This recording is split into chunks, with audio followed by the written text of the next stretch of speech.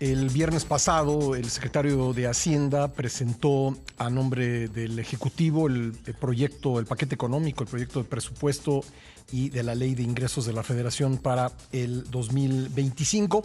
Y pues su contenido ha generado mucha polémica porque hay algunos supuestos dentro del presupuesto que probablemente no vayan a cumplirse, o por lo menos eso estiman algunos especialistas, como la proyección de la Secretaría de Hacienda de un crecimiento de entre 2 y 3% que supera pues por lo menos un punto las proyecciones de varias casas que se dedican a ese tipo de pronósticos. Vamos a comentar el tema con José Medina Mora, presidente de Coparmex.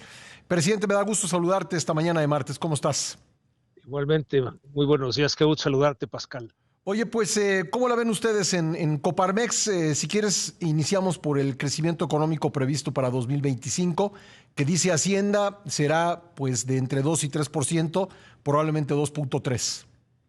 Y como bien lo señalas, Pascal, los supuestos optimistas sobre la cual está hecha el presupuesto 2025, pues hacen que sea difícil que se logre, empezando, como bien dices, el crecimiento entre 2 y 3%, cuando el promedio de los expertos está en 1.2, pero también cuando consideran una inflación menor a la que proyecta Banco de México, cuando consideran tipo de cambio de 18.50, cuando ya estamos a 20.40, hace difícil que se logren los ingresos de los 8 billones que está proyectado el presupuesto. Uh-huh. Es una buena intención bajar el déficit del 5.9 al 3.9, pero nos parece que hacerlo con una base de proyecciones optimistas hace difícil lograrlo. Y esto, pues, nos parece que sería mejor el que se planteara una reducción gradual de ese déficit con un crecimiento de lo que sí se pueda lograr, con la inflación que esperamos, con el tipo de cambio que se espera, Uh-huh. de tal manera que mandemos una señal al mercado de que nos estamos haciendo responsables de ir disminuyendo ese déficit, sobre todo, Pascal, ante pues esta modificación que hizo Moody's de la deuda del país, en donde de una postura estable pasa a negativa. Es un primer aviso. Tenemos que ser muy cuidadosos en cumplir lo que estipulamos, y por eso nos preocupa el cómo se plantea el presupuesto 2025. ¿Qué podría ocurrir, José Medina Mora, si no se cumple el objetivo de recaudación que está establecido en el paquete económico? ¿Cuál podría ser la consecuencia? ¿Mayores recortes, más endeudamiento? ¿Cuál sería el escenario en ese caso? Bueno, sería, digamos, esos son los dos caminos: o recortar más o endeudarnos más. El camino del recorte no se ve sencillo, dado que pues casi la mitad de los recursos se van entre las pensiones y los programas sociales, casi una cuarta parte se va a pagar los intereses de la deuda. Quiere decir que queda un poco más de la cuarta parte de los ingresos Sí. para precisamente cubrir esos egresos. Entonces no está fácil el recorte. Sí se pudiera hacer recortes, sobre todo algunos proyectos, bueno, que no son productivos, como el mismo Tren Maya, 40,000 millones de pesos que pudieran recortarse.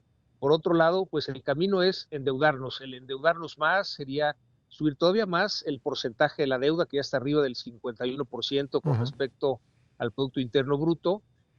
También eso indicaría que no disminuiría tanto este déficit, y pues la señal hacia el mercado no es la correcta. O sea, no es una situación fácil, Pascal.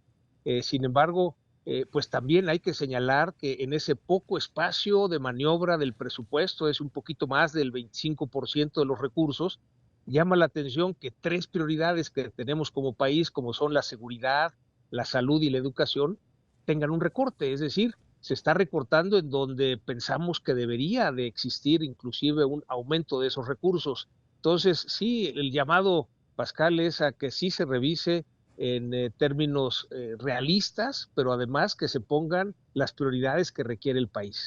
A ver, llama la atención que Hacienda, digamos, para reforzar su pronóstico o darle sentido, pues dice que hay un crecimiento del consumo interno y que también hay posibilidades de que entren muchas inversiones vía el nearshoring. Las dos cosas, pues creo que son ciertas, pero lo que no toma en cuenta Hacienda, y sobre eso quisiera preguntarte en los 2 minutos que nos quedan, es ¿por qué no hace pues referencia a la reforma judicial que pues ha venido de acuerdo con las opiniones de calificadoras y otras instancias a debilitar las instituciones del país, o la amenaza de las políticas de Donald Trump, o incluso, presidente, pues lo que está pasando en el conflicto entre Rusia y Ucrania, que en los últimos días se ha acelerado y ha hecho repuntar el precio del petróleo? ¿Por qué esos otros datos pues no balancean el escenario de Hacienda?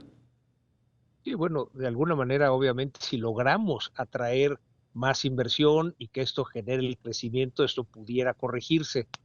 Para atraer esa inversión adicional, Pascal, necesitamos resolver tres variables en el país. La primera es esta incertidumbre jurídica para la inversión, que como bien lo señalas, algunas empresas internacionales, inclusive en el CEO Dialogue, fue mencionado directamente que la reforma al Poder Judicial, es decir, el hecho de elegir por voto popular a jueces, magistrados y ministros, aumenta esa incertidumbre jurídica para la inversión. Una segunda variable que tenemos que corregir es la seguridad, es decir, hay empresas que quieren venir a invertir a nuestro país, sin embargo, pues están un poco detenidas precisamente evaluando esta creciente inseguridad en algunas regiones del país. Y la tercera es que exista energía limpia disponible. Y ahí, bueno, Pascal, vemos que sí podemos ya cambiar ese paradigma que hubo en el sexenio anterior de no inversión del sector privado en materia de energía, dado que ya se cumplió lo que buscaba el gobierno, que más del 50% de la energía la generara el Estado, Uh-huh. ya la genera. Entonces, en la medida en que se invierta en la Comisión Federal de Electricidad para generar energía limpia, pues tendrá también en ese mismo monto la posibilidad de inversión privada. Y eso sí permitiría, Pascal, que llegaran inversiones en otros mercados, porque si no hay suficiente energía limpia disponible, no va a llegar inversión Pues no. ni para el sector energético ni para otros sectores. Bueno, pues ahí está la visión de Coparmex de este paquete y pues seguramente seguiremos hablando del tema en los próximos días. Te agradezco mucho, Pepe, que me hayas tomado la llamada. Con mucho gusto, un abrazo para ti, Pascal. Un abrazo, José Medina Moras, presidente de la Coparmex.